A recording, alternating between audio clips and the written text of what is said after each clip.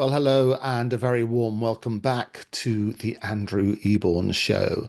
On the 22nd of July 2022, we witnessed a landmark moment when Judge Sarah Munro QC made legal history at the Old Bailey as she sentenced Ben Oliver, a 25-year-old, to life imprisonment for the manslaughter of his grandfather in what was the first ever filmed sentencing in our courts.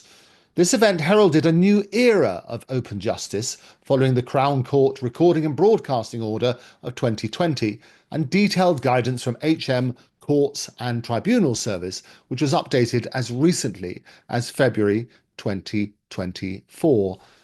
This historic shift was the culmination of years of debate about transparency in the courtroom. Originally, the 1925 Criminal Justice Act banned filming in courts due to the disruptive photography seen in the early 20th century, like that during Dr. Hawley Crippen's trial. But as technology and public demand for transparency evolved, this prohibition was reconsidered, leading to the current system where only specific high-profile cases can be filmed.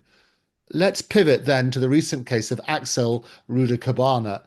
On the 23rd of January 2025, Rudakubana was sentenced to life in custody with a minimum term of 52 years, less time on remand.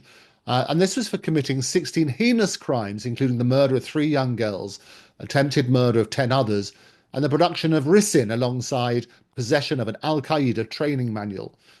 This sentencing was broadcast, allowing the public to witness the judicial process's gravity.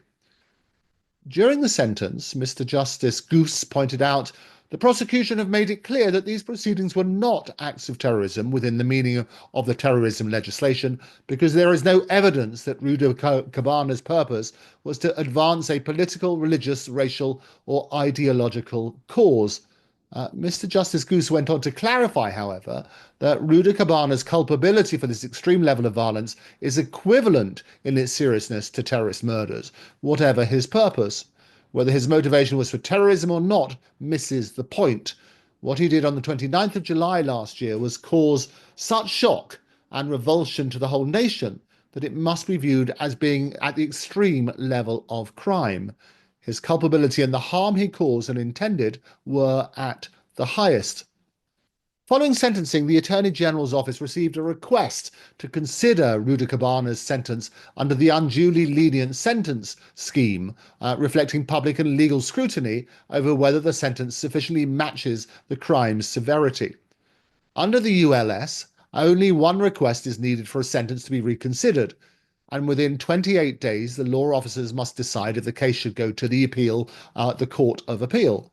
Well, the threshold for such a reference is high. The sentence must be deemed not just lenient, but unduly so, perhaps due to a gross judicial error or inappropriately lenient sentence, given the crime's severity.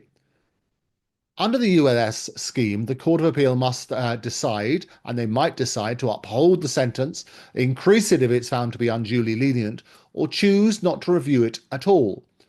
This mechanism reflects the system's attempt to correct perceived judicial oversights in the most serious cases, including murder, manslaughter, rape, and robbery. The broadcasting of Rudakubana's sentencing alongside the subsequent ULS request brings to light several issues. It's about transparency, yes, but also about the balance between the public's right to know, the privacy of those involved, and ensuring justice's weight matches the crime's gravity. The protocol for filming is stringent, with only authorised media like the BBC, ITN, Sky and PA Media allowed to capture these moments under tight controls to protect all involved. The footage, once it's captured, is made publicly available online within 1 working day on platforms like YouTube, and is available until the conviction becomes spent under the Rehabilitation of Offenders Act 1974. This ensures that justice isn't just done, but is seen to be done, fostering public understanding and accountability. I always say that trust comes in on foot, but leaves on horseback. The televising of sentencing remarks goes some way to ensuring that that trust is restored. As always, let me know your views. You can subscribe to The Andrew Eborn Show. Click that subscribe button now. It is free. You can follow me at Andrew Eborn, at Octopus TV. Thank you for joining me, and I'll see you next time.